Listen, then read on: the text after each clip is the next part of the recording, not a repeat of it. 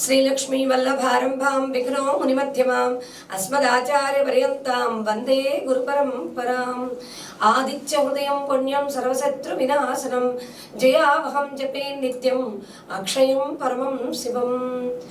GK digital news ప్రేక్షకులందరికీ శుభోదయం। ఈరోజు కాలగమనం కార్యక్రమంలో కాలగమనాన్ని తెలుసుకుందాం।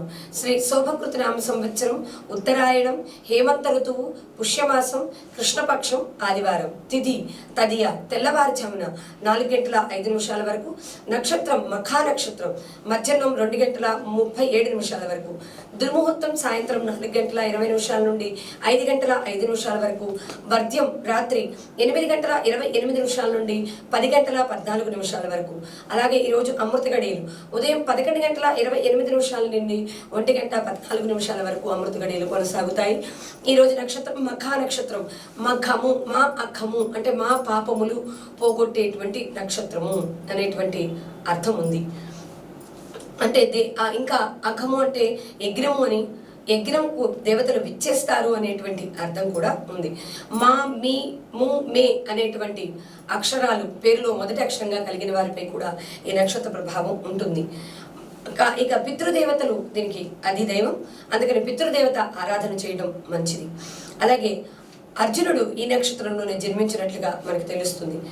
కృష్ణవర్ణంలో 5 తారల సమూహంతో పల్లకి ఆకారంలో ఆకాశంలో ఈ నక్షత్రం మఖా నక్షత్రం ప్రకాశిస్తూ ఉంటుంది। ఇది పుంలింగ తార, కొంచెం ఉగ్ర స్వభావం కలిగినటువంటి నక్షత్రం। వీరికి కలిసి వచ్చేటువంటి స్వరం పంచాక్షర స్వరం। పంచాక్షరి మంత్రాన్ని చక్కగా జపించుకుంటే శుభం చేకూరుతుంది। అలాగే వృక్షం మర్రి చెట్టు, మర్రి చెట్టుకి చూసి నమస్కరించినా లేదా మర్రి చెట్టుకి చక్కగా ఎక్కడైనా మంచి ప్రదేశాల్లో నాటినా శుభం చేకూరుతుంది। కాకహ వాయసము అంటాము, కాకి వీరికి కలిసి వచ్చేటువంటి పక్షి, కాకిని చూసి నమస్కరించిన వీరికి శుభం చేకూరుతుంది। పశ్చిమ ఉత్తర దిక్కులకి ప్రయాణాలు కలిసి వస్తాయి కనుక మనం ప్రయాణం చేయదలుచుకుంటే పశ్చిమ ఉత్తర దిక్కులకి ప్రయాణం చేయటం చాలా మంచిది।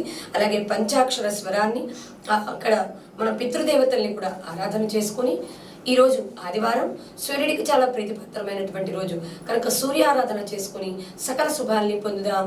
శుభం భూయాత్।